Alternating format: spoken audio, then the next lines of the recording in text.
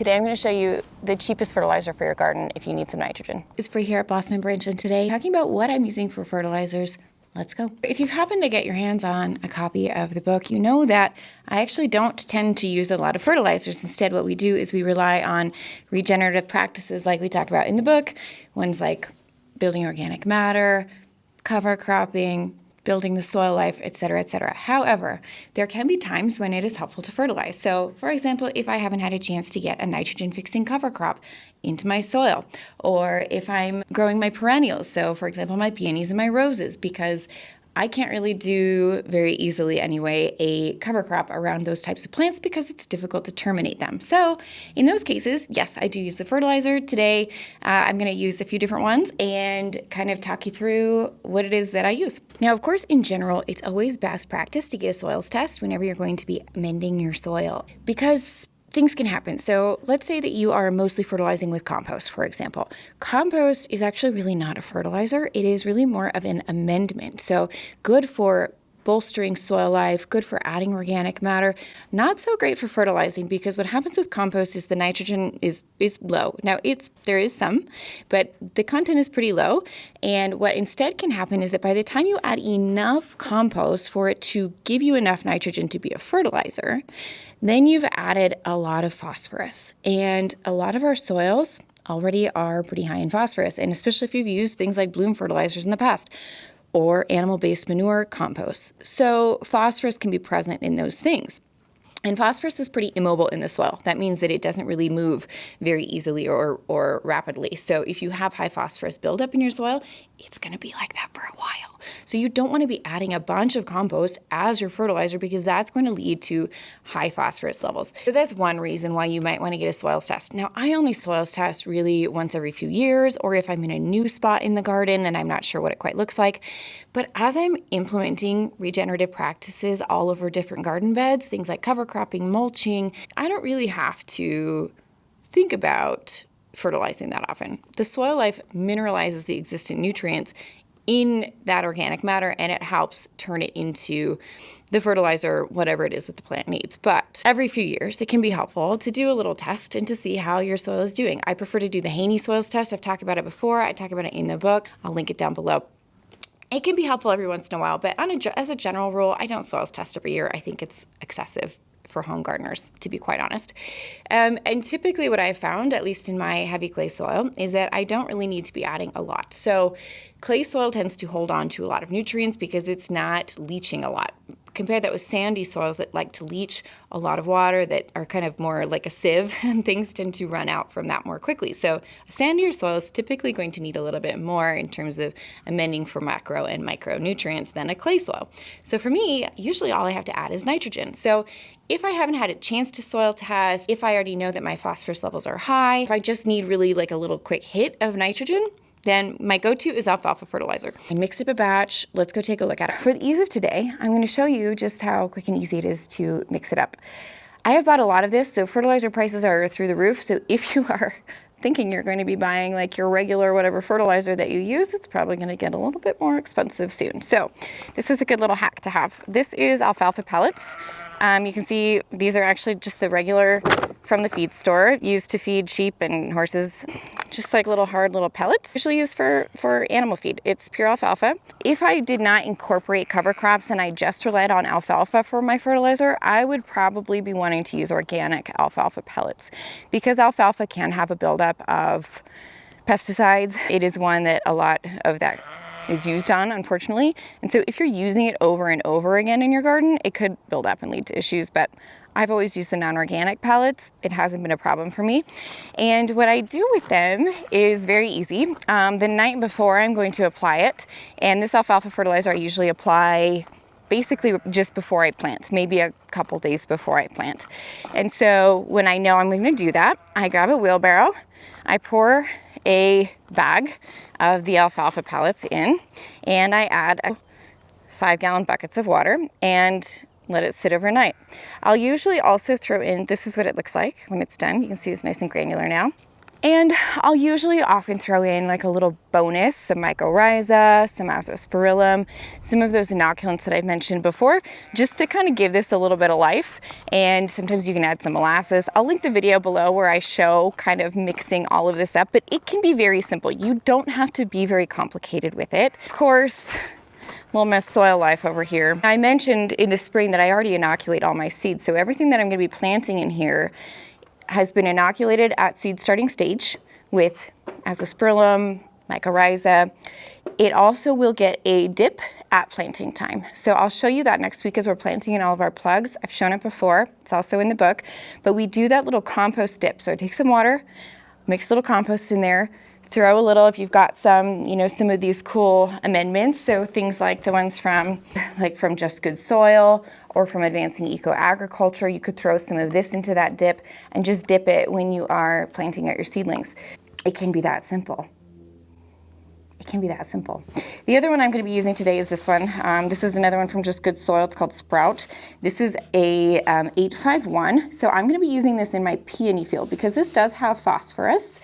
And I know that my peony field is not high in phosphorus because I actually never applied compost out there. I just planted right into the native soil. So it's okay for me to be adding a fertilizer that has some nitrogen and phosphorus together in those peonies because I don't already have high phosphorus out there. If you do have high phosphorus and you add more phosphorus, what can happen is you get a binding of things like iron, and then you can get iron deficiency in your plants. So not ideal, I'd say. All right, so let's take a look at how I am applying all of these fun fertilizers. Yeah, let's head to the field. It's super busy right now. We have our on-farm retreat coming up this week. I think it starts on the 16th of April. So, okay, you can see we've got these beds. I'm gonna flip you around. Little Robin out there. So we've got these beds that we've prepped. One has an active cover crop growing in it here. You can see this active cover crop growing. This will later be planted with zinnias.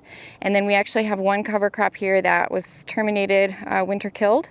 That one is there, so existing mulch. These ones did not get a cover crop, so these are the ones we're going to be focusing on applying this alfalfa fertilizer. Oh, this is a heavy wheelbarrow. So it's very easy.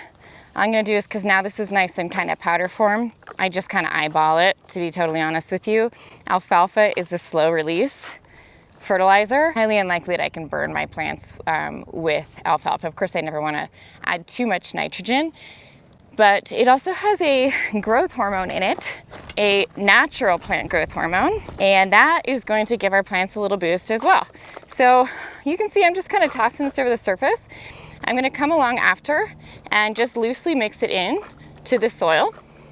I'm just going to come along just like this. And even when I'm planting, you know, it'll get mixed down and into my planting holes a little bit.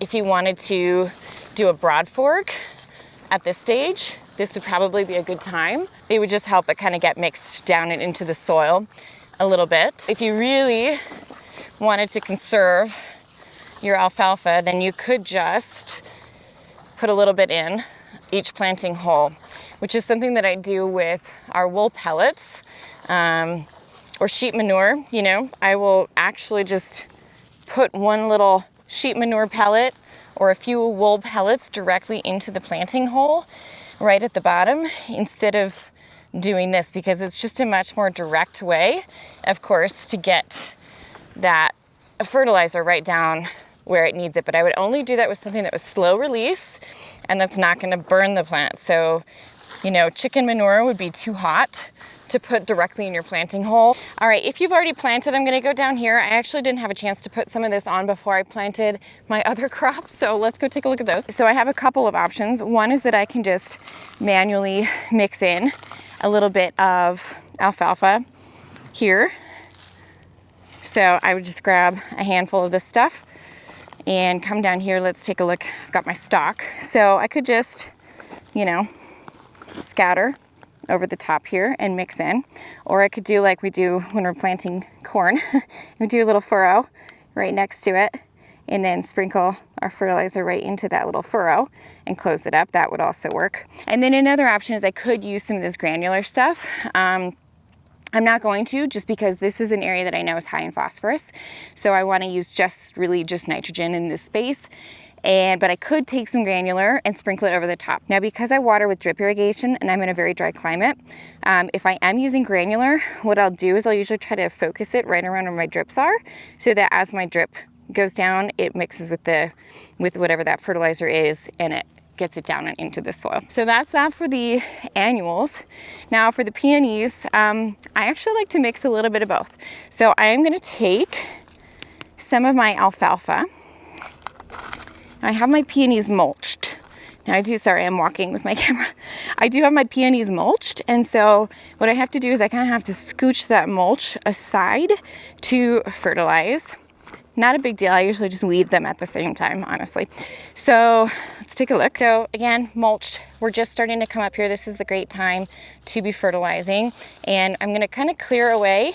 I'm going to look for also my drip line. So again, here's my drip line for my peonies.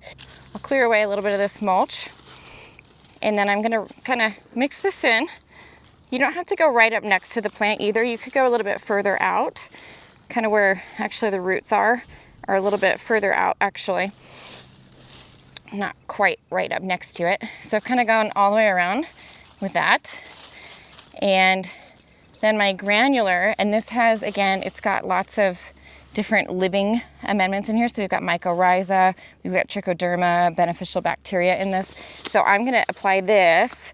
Same thing, I don't want this really sitting on the surface. I'd probably wanna mix it in because it's got that living stuff in there. UV light is not good for that. And again, right here where that drip line is, that's where I'm gonna kind of focus that.